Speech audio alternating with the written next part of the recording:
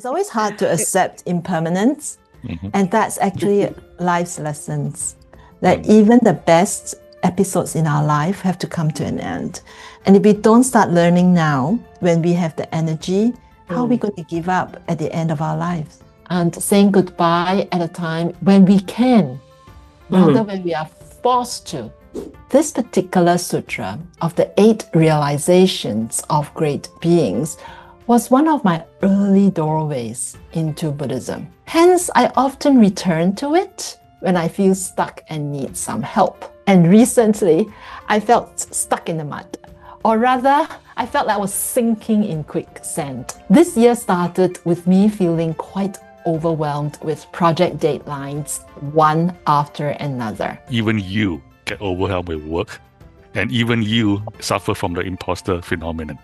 One thing I realized is that the way people see me is their vision and not mine. This is a very liberating insight. Why should I live in their world? I have to warn everyone, I'm the person who reads the manual. Somebody has spent effort to write a manual. They expect someone to read it. I'm that reader. Friends, welcome to episode 36 of Vibe with Venerables. 1 hour of live Dharma and dialogue where you get to talk directly to a respected Venerable. I'm Meng, co-founder of Buddhism-dot-net and your host. So today we have our final session with our very awesome friend, the Venerable Dr. Juewei of Nan Tien Institute's Humanistic Buddhism Center and the head of program for the Institute's Applied Buddhist Studies and Humanistic programs. So the class today will be very special. It will be a storytelling session. Rather than teach us something from the scriptures, as usual, Venerable will share her own story. And then she will talk about how the Sutra of the realizations, of the 8 realizations of great beings has guided her life and her practice. And the Venerable will speak for roughly 30 minutes and then answer your questions live. And as a reminder, this session will be recorded first on the YouTube and then uploaded later. And if you are comfortable doing so, we would like to invite you to turn the camera on so that Venerable can see all your lovely faces. And with that, my friends, dear Venerable, over to you. Thank you very much, Meng, and auspicious greetings to you and everyone online. This being our final session, I would like to do things a little differently today. Instead of checking in at the beginning, I would like to invite you to read the sutra and later answer a poll question. The poll question will invite you to choose one of the 8 awakenings as your priority practice for the rest of this year. Hence, please read the sutra with that in mind. Will that be okay, everyone? Okay, thanks. So then please allow me now to share screen. All right, my friends, I am going to flash through the sutra so to give you an opportunity to silently read the sutra. And as I've said before, use this opportunity to choose an awakening that resonates with you.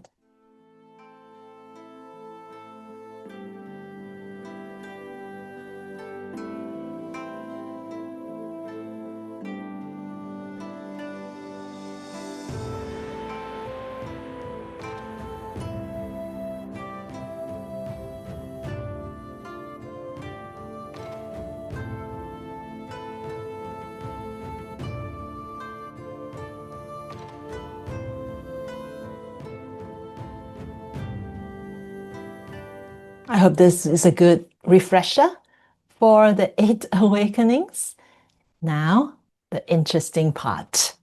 Are you now ready for the final sutra poll? Which of these 8 awakenings would you like to set as your practice goal for this year? We have already had the experience of 3 months of 2026. So which one of these 8 awakenings will most help you with your next 9 months? Please take your time to reflect and choose one that will serve you this year. Well, let's see what the results look like. We've got most votes for diligence in Buddhist practice. Wonderful.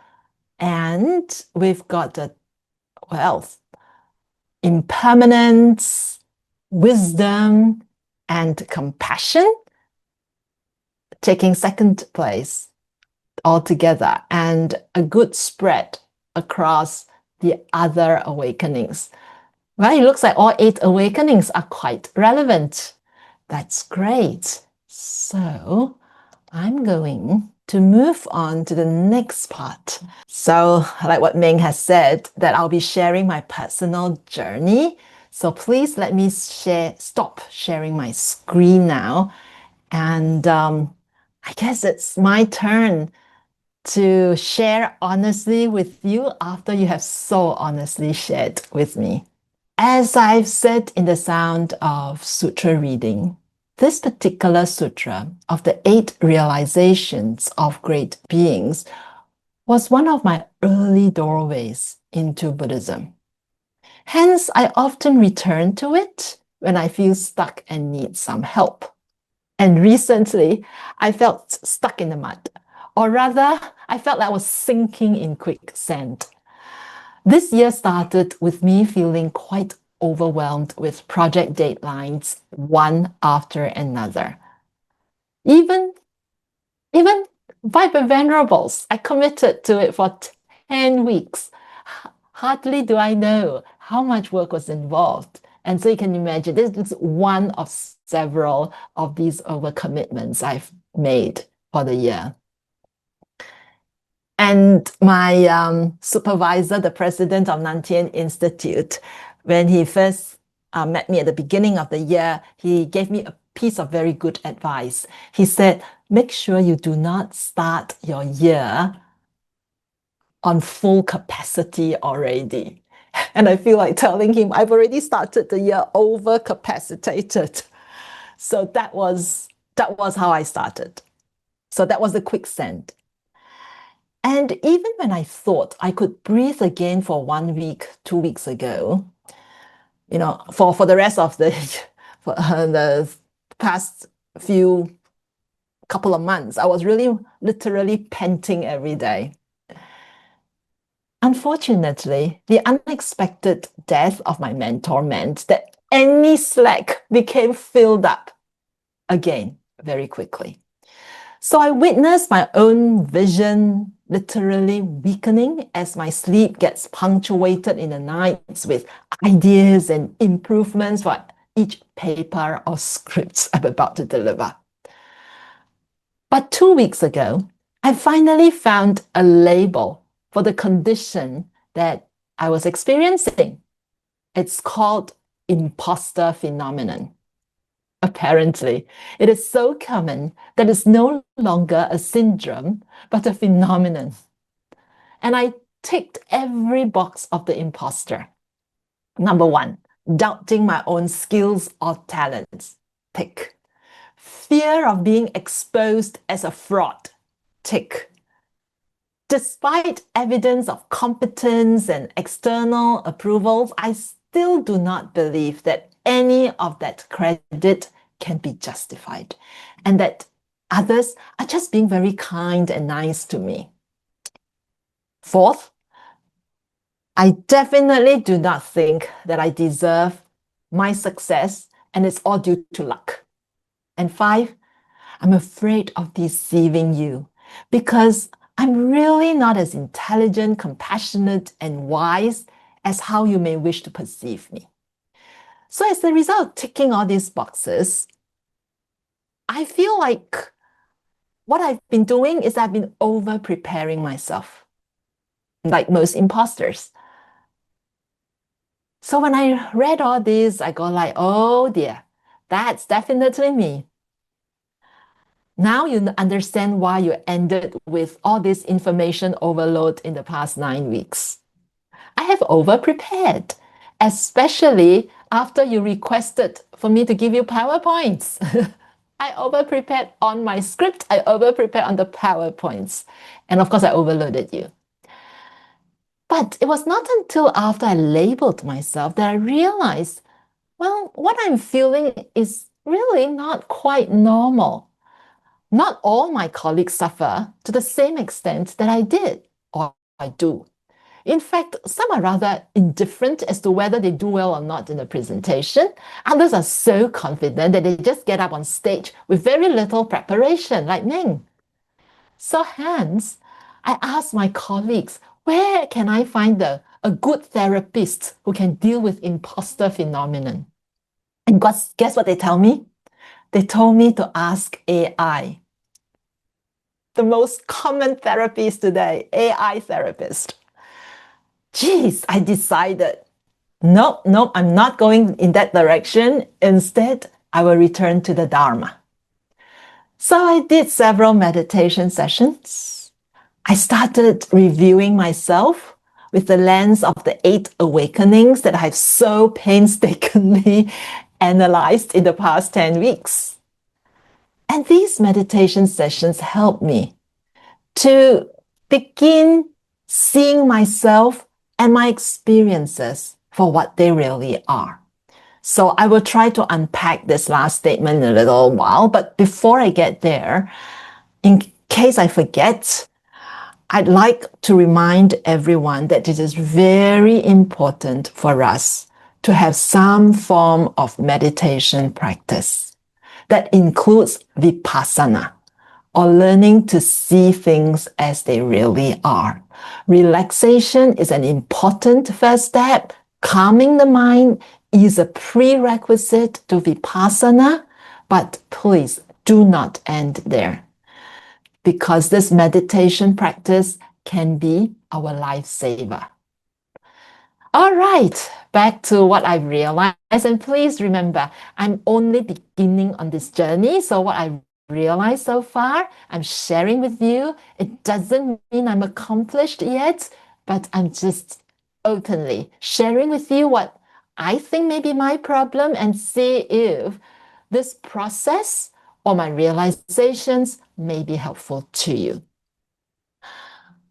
One thing I realized is that the way people see me is their vision and not mine. This is a very liberating insight. Why should I live in their world? Furthermore, their vision of me is constantly changing. When I say something that coheres with their ideas, I'm viewed favorably. When I say something that contradicts their liking, guess what? I will be viewed badly the very next moment. This means that if I want to be in their good books, I have to always second guess what they wish to hear.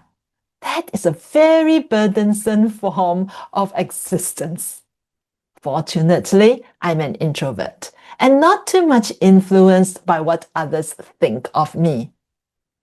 So now I go down the next layer. I look a little deeper and I realize that my imposter feeling is motivated by a very intrinsic and a deep sense of lack. I simply do not feel adequate to the task, even this Vibe with Venerables task. When I dig deeper and deeper, I realize that one thought reinforces another. And it's like they have these deep roots. And so I tried to dig, where did that come from? So I thought it probably came from, well, Meng and I are from Singaporeans, so from our meritocratic Singapore upbringing, whereby we had to get A's and score 100s for our parents to be satisfied. And of course, I did not manage to do so most of the time. And I hated to disappoint my parents. So I must have been living with that guilt until now, that I'm not good enough. I can't get the A's. I can't get the 100s. And that primary school or secondary school impression just kept living with me. And it is the undercurrent of whatever I am now. And so the past decades or so, I was able to cover up this inadequacy by preparing and preparing for every task, so that I could convince myself that I've satisfied my parents who believed that studying for exams adequately would predict good marks. So I've been brainwashed to think that you just have to prepare. You prepare enough, you get good marks. You didn't prepare enough, therefore you didn't get the good marks. So it's your fault of not doing all the homework that you're required to do. But now, this year, what happened is that I've run out of time. I'm unable to adequately prepare like I used to. And so I started feeling weak.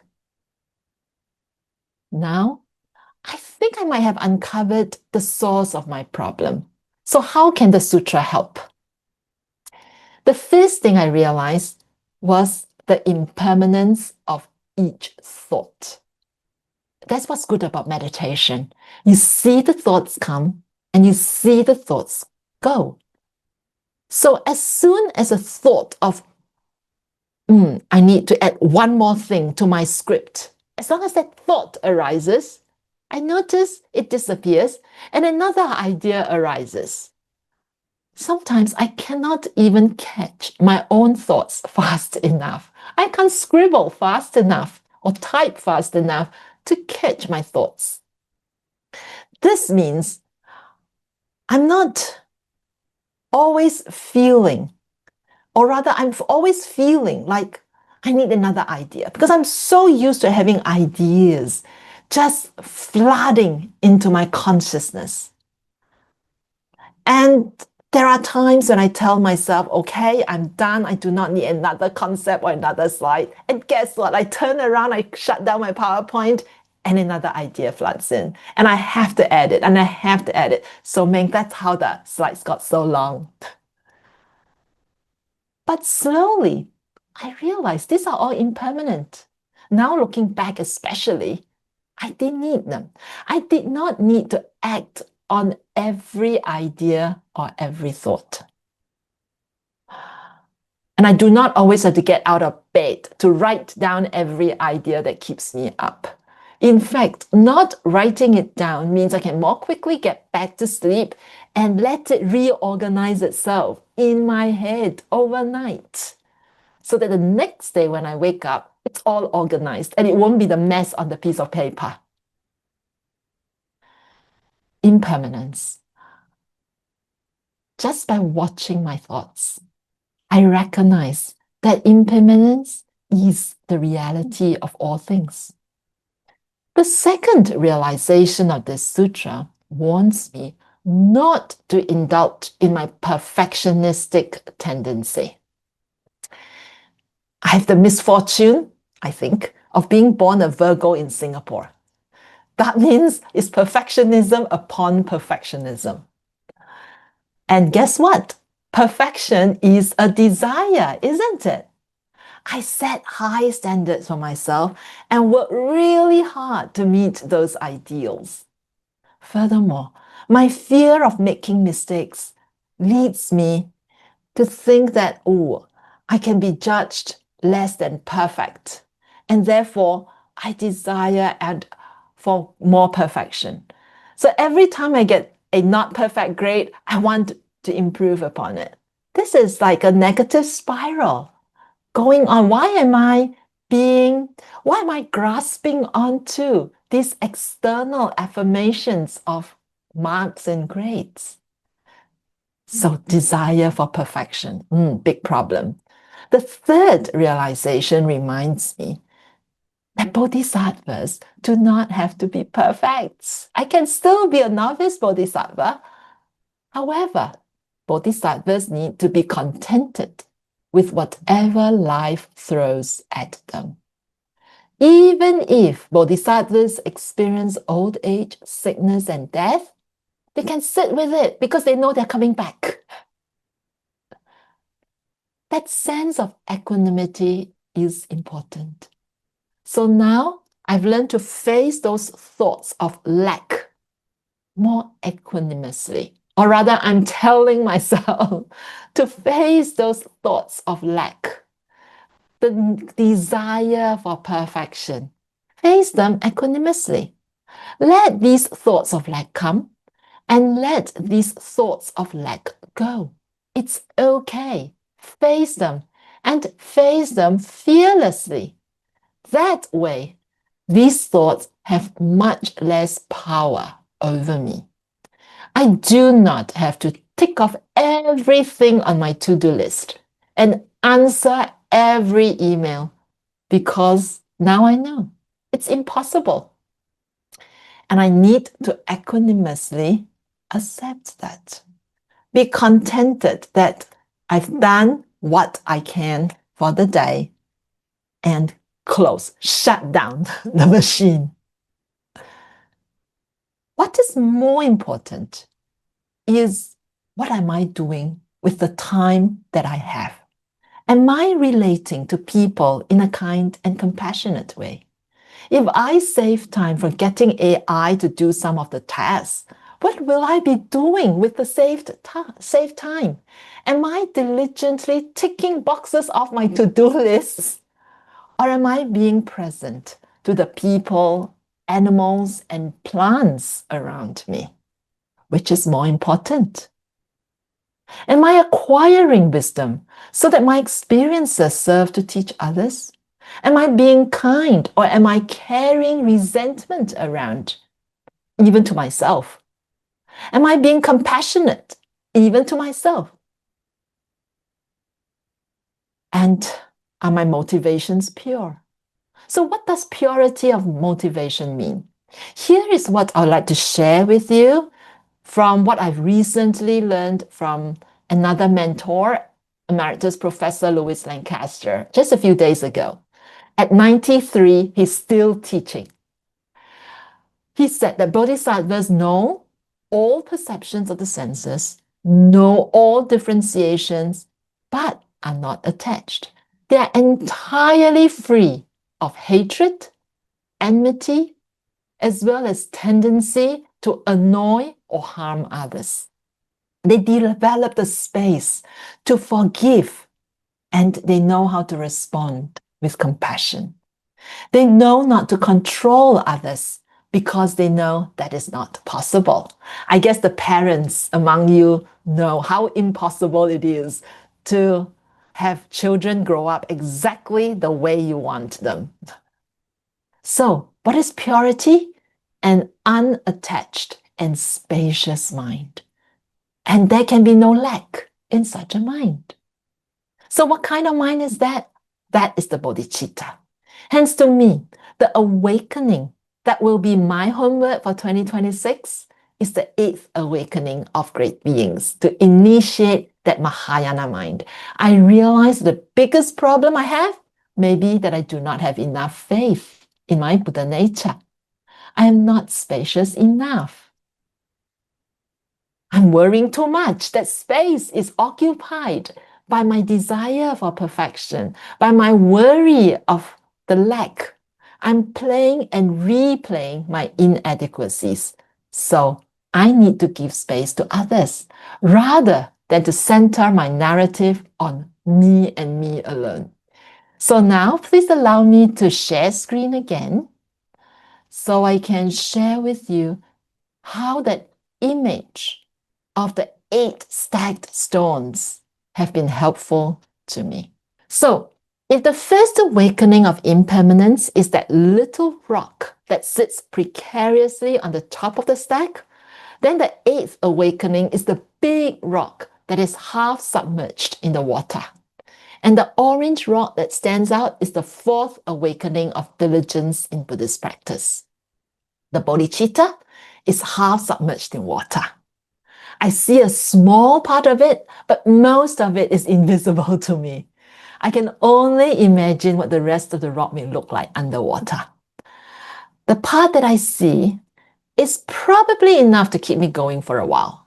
However, in the strange reflection of multiple rocks in the water, I see the bodhicitta of my teacher, the late Venerable Master Hsing Yun. I also see the bodhicitta of my mentors, and the Bodhisattvas of various sutras and examples of great sages over time.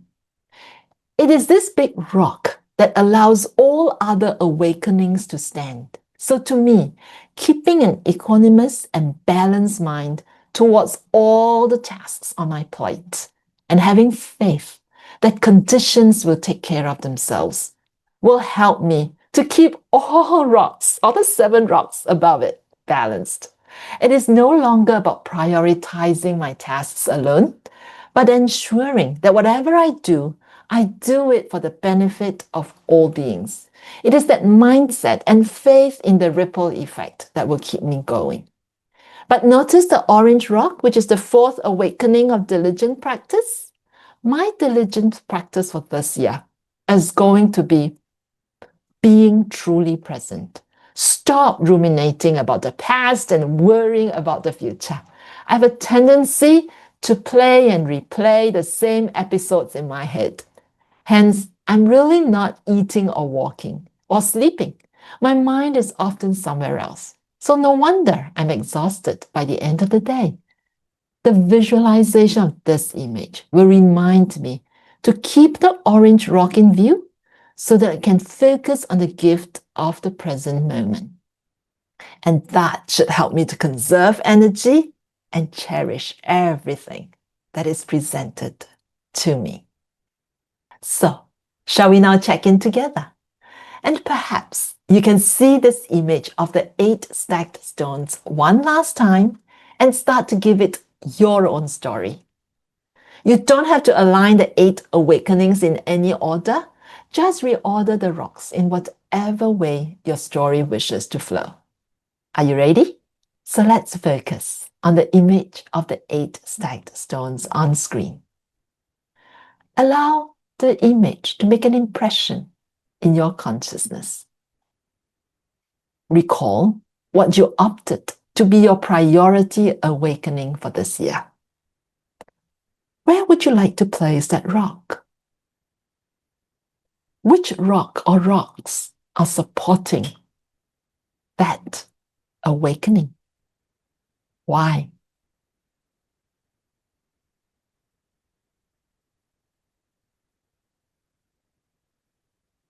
Now, when you're ready, please gently close your eyes.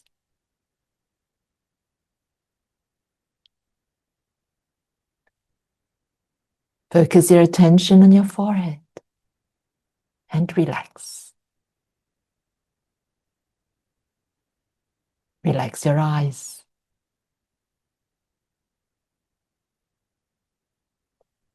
Relax your facial muscles. Relax the corners of your lips. Relax your jaws. Relax.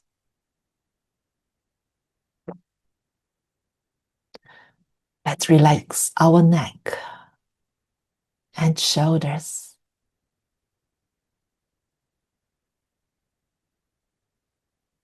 Relax our upper arms, lower arms, palms, and our fingers. Relax. Relax our back.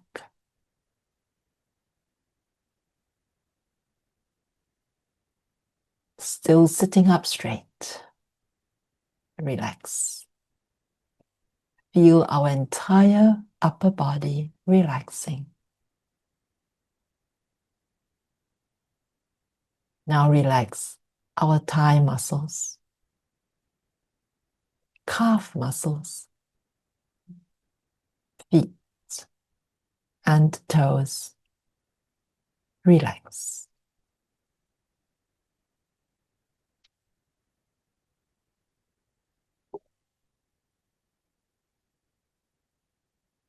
And when you're ready, gently invite your attention to the tip of your nose and simply bear witness to every in-breath and out-breath without control and without judgment for the next 1 minute.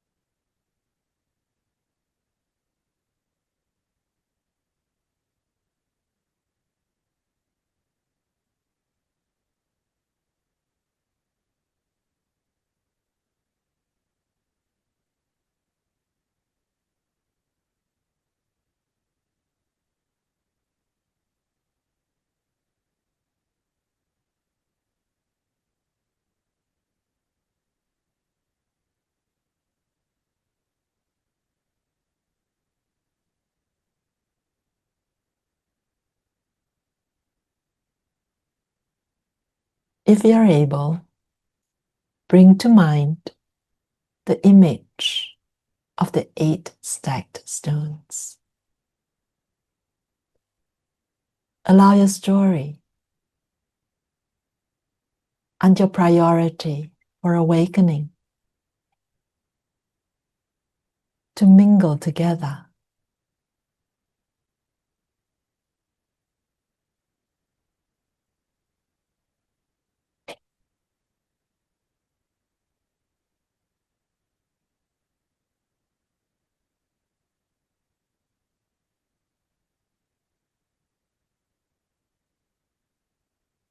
And when you're ready, please feel free to open your eyes and return to the Zoom room.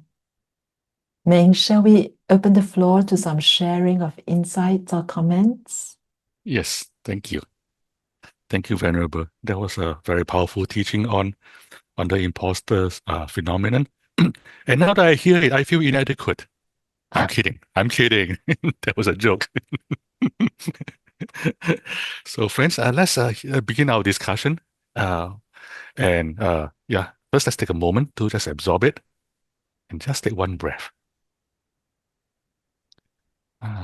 Just remember reflecting on what we just learned from Venerable and how that affects our lives.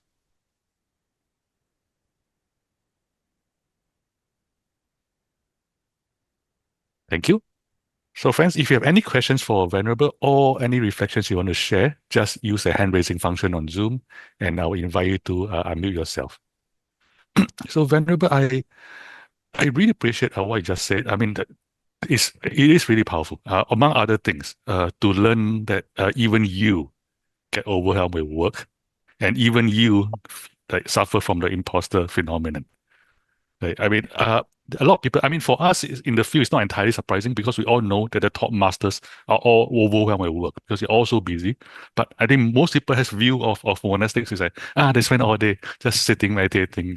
What they work harder than normal people. Yeah. But so you're an example. You live that. And the other thing I want to say is it's a pleasure working for you. I mean, the whole team, we love working for you. Because you're very on, right? If we ask you something, you get back to us, like usually in a day. Even, by the way, my friends, even when Venerable was like holding the funeral for your teacher, even that, he was still responding to us. It was amazing. It blew our mind. And so, yeah, I mean, and not just that. I mean, we send you stuff like here's our videos on the topic. You actually watch them. I was surprised. Venerable will come back to us and say, okay, I watched this, my comments. We're like what? You watched that? So that's the side of it. I mean, we know the cost it was to you, like the imposter syndrome thing and being overwhelmed. We really benefited. We love working with you. Also, we've seen we worked at Venerables on the other end of the spectrum. Without naming names, right? People we love, people we respect, but because they're overwhelmed and they care for themselves, they don't get back to us in time. And that had caused us issues, right? We cannot release publicity materials because we asked Venerable, what are you talking about? And deadline after deadline passed and we never hear back. And we call and said we never hear back. So there's the other extreme, even though we appreciate them and appreciate that they're taking care of themselves. So my first question to you, Venerable, is there a happy medium? Is there a way we can take care of ourselves, like be equanimous, and also be able to take care of people who depend on our work and our responsiveness? First, I'd like to say I'm not enlightened.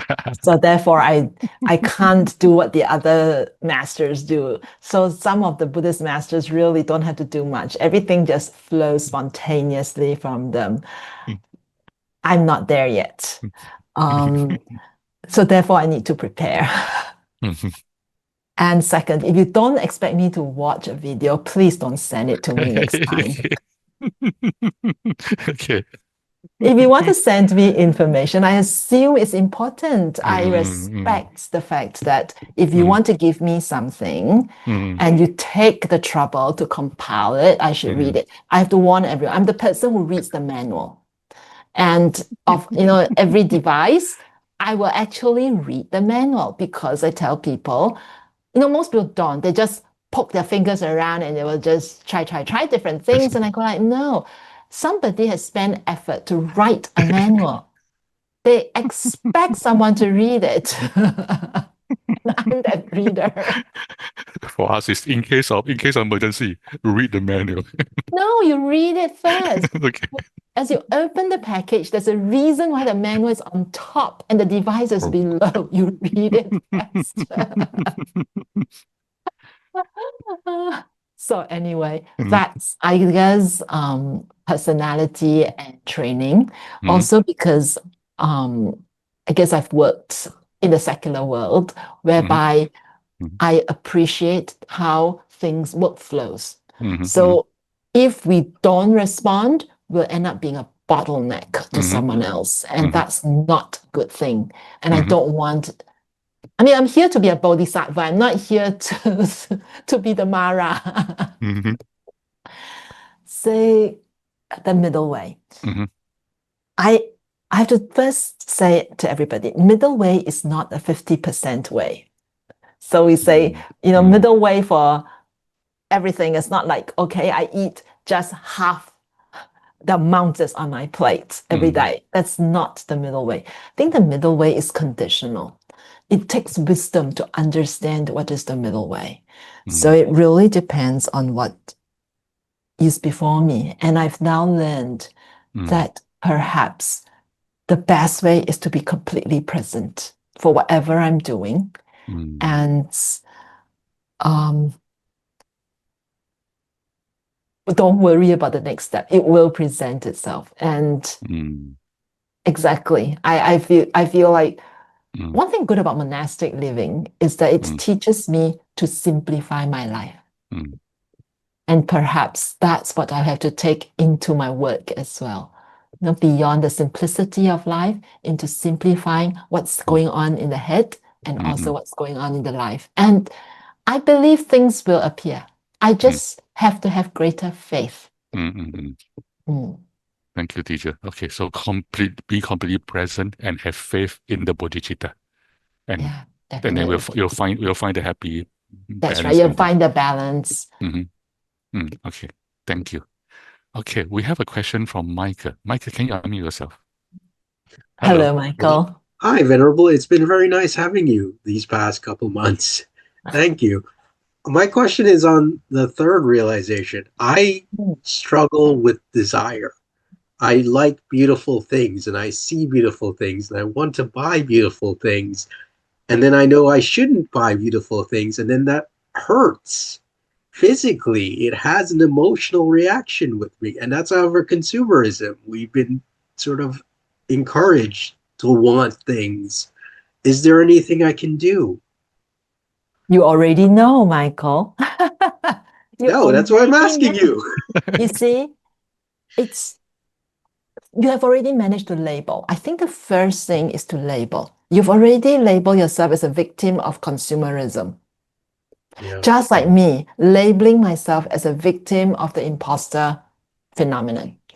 The minute I label myself, I want to find a way out.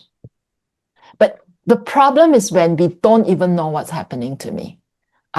So in your case, you already know.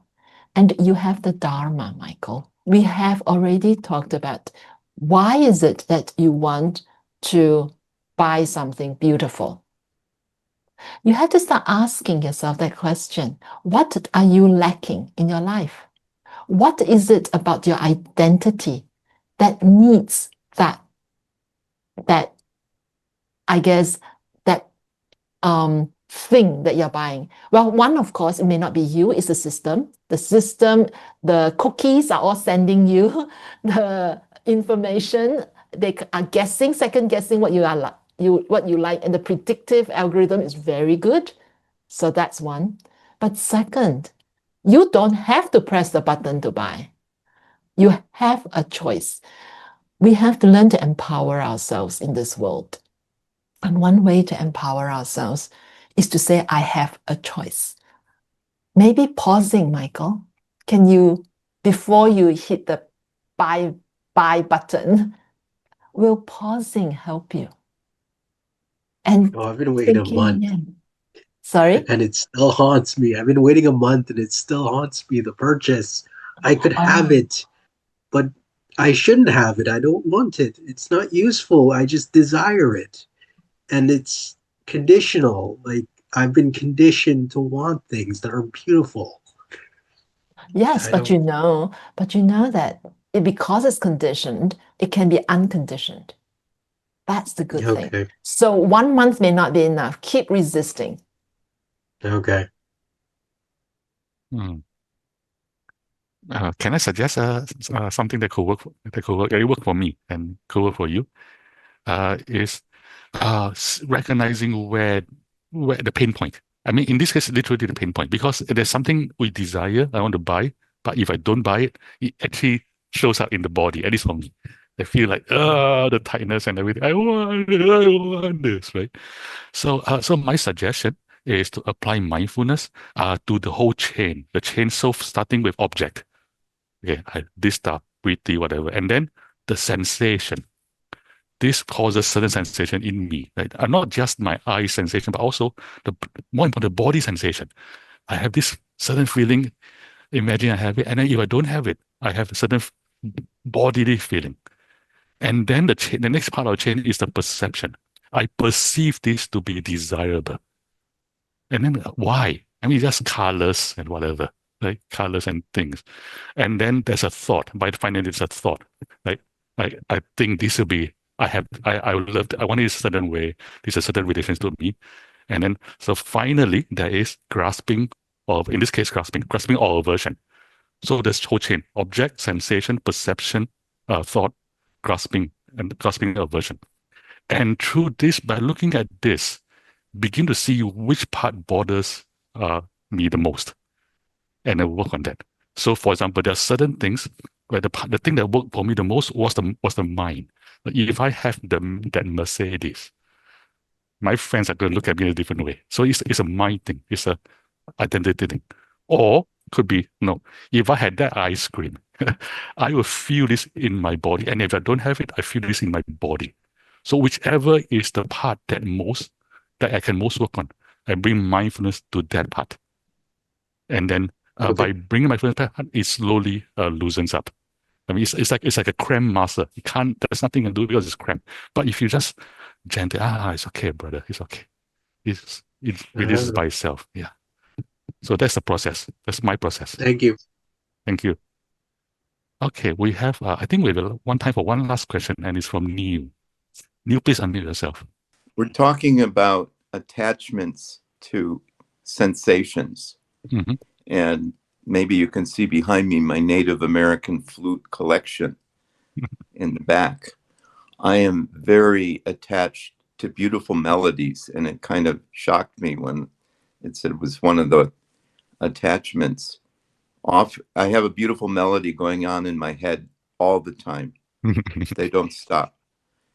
And often those beautiful melodies distract me from temptations and attachments that one might consider far more damaging. Mm-hmm. How do I fit that in to trying to be less attached to everything?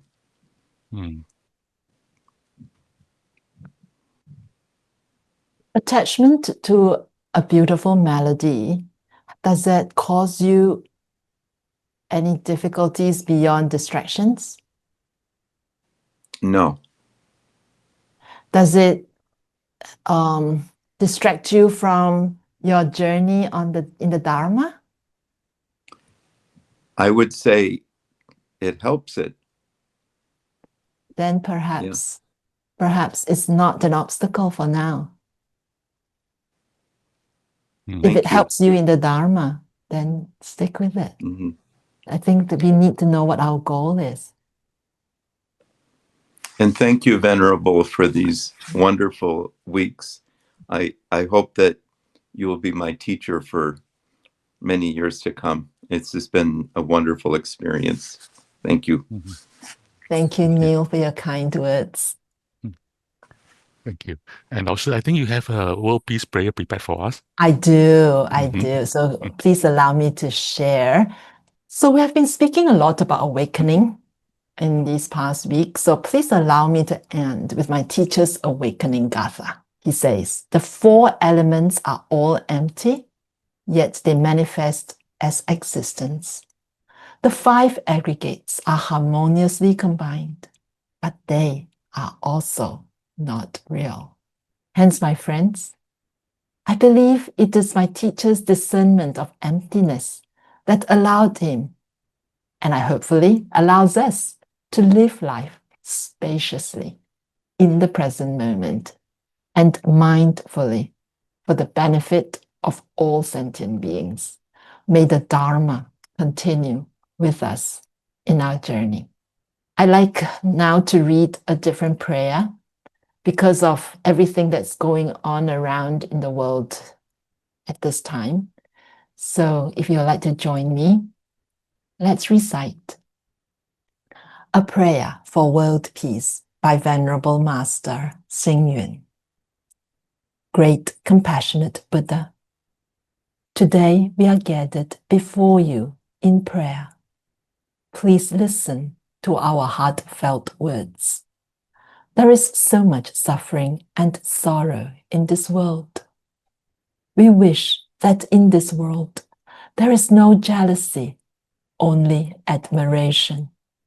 There is no hatred, only harmony. There is no greed, only generosity. There is no misfortune, only accomplishment. In this world, let there be no discrimination on gender or age, only mutual respect. No differentiation between the wealthy and the destitute, only mutual cooperation. No racial prejudice, only mutual acceptance. We are to learn from your compassion to resolve all conflicts. We are to learn from your aura to illuminate the dark corners of the world. Great Compassionate Buddha, today we sincerely pray to you for world peace and universal happiness. Please accept our sincere prayer. Namo Shakyamuni Buddha. And I dedicate the merits of our sessions together to you. May you find that inner peace within yourself that could extend out to your family and friends, to society, and to everyone in the world, so that world peace can be real. Thank you, Meng. Thank you, 老师. Namo Amitabha. Okay, since this will be my last episode of the series, I'd just like to remind you that Nan Tien Institute has some postgraduate courses on offer, and we are hybrid, which means that you can study from home as well. And you've seen this before. For those of you who have been following the series, you are able to join one subject, either as an audit or non-award student. And if you'd like to find out more, please join our virtual open day on the 28th of May to meet faculty and past students and hear about our educational programs.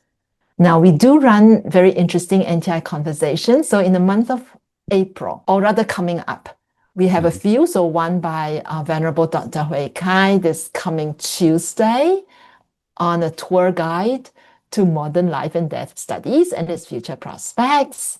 We also have something in April around ethics of the Greco-Roman schools of philosophy, and something about AI. We are interested by our students, some of the ethical and practical implications of AI.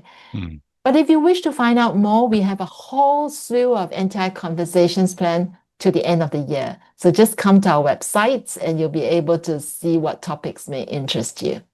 And of course, if you'd like to join in a community similar to Vibe with Venerables, you're welcome to our Sunday check-in sessions.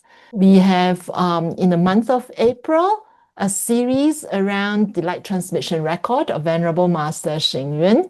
And in the month of May, NTI's lectures and our president will be delivering engaging presentations every Sunday as well. Thank you so much. Back to you, Meng. My friends, let's all bow to our teacher. Thank you, teacher. Thank you, Venerable, for being with us for the past 10 sessions. We know it took a lot of effort to prepare for this, and it didn't go unnoticed. We all benefited. I benefited a lot from you. And I spent time with you in addition, outside of this session, and I learned a lot from you, even in these sessions. So thank you, Lao Sư. You're the best. So, my friends, many of us will miss Venerable Juewei, but don't worry. At Buddhism.net, we recycle our Venerables because, it's good for environment.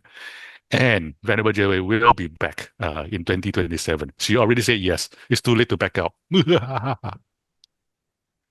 Also, if you don't get enough of her, if you can't wait until 2027, Venerable will be contributing to our continue to contribute to our Sound of Sutras series, where she'll be reading sutras, and you can find it on Buddhism.net's YouTube channel. So this recording will be uploaded onto our Buddhism.net YouTube channel. Like and subscribe. And if you want to watch Venerable's past episodes, we also have the playlist on our YouTube channel. So, and for those of you watching on YouTube right now, sign up on our mailing list below. This is where the mailing list is where you get informed of all our goodies, and you don't want to miss our goodies, including the return of Venerable Juewei. Venerable Juewei will be like Arnold Schwarzenegger. She'll be back. And if you want to show your appreciation and gratitude to our teacher, you may make a donation to Nan Tien Institute. We will also be sharing the link by chat and by email. And we'll be taking 3 weeks off so that the crew can finally get some sleep. And then when we return in mid-April, the Malaysian master, Bante Agachita, will be teaching us how we normal people can live our lives and still practice all 4 establishments of mindfulness. So registration is open. And again, you can see on the screen, and we'll be sharing the link by chat and by email. And don't miss it. With that, my friends, thank you very much for being here.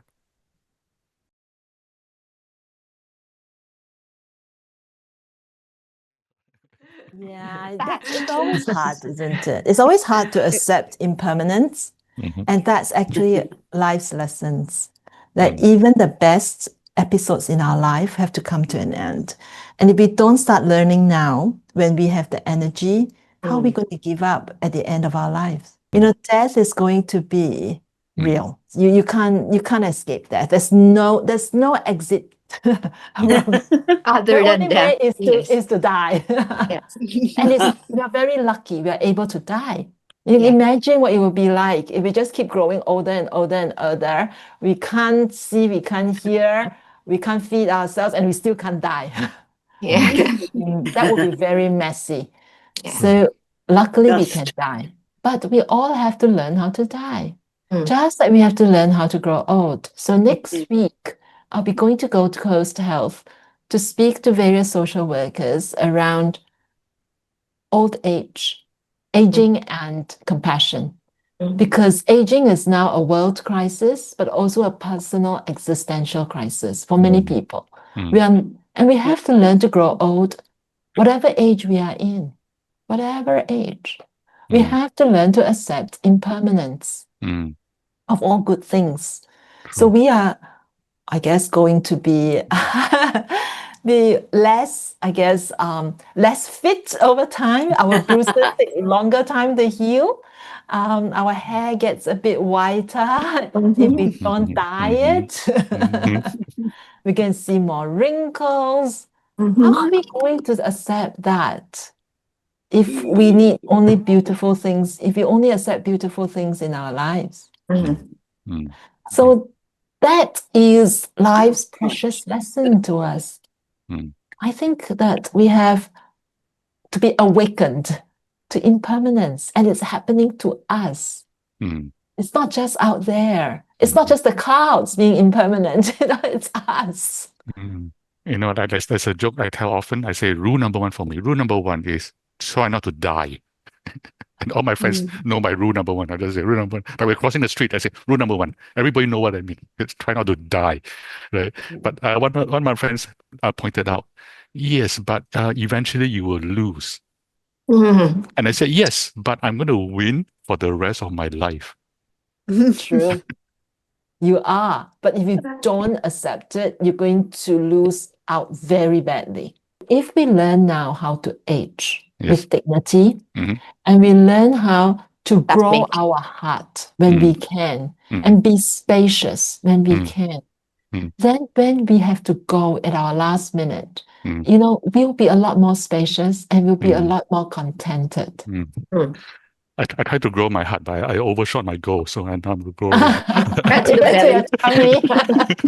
someplace else.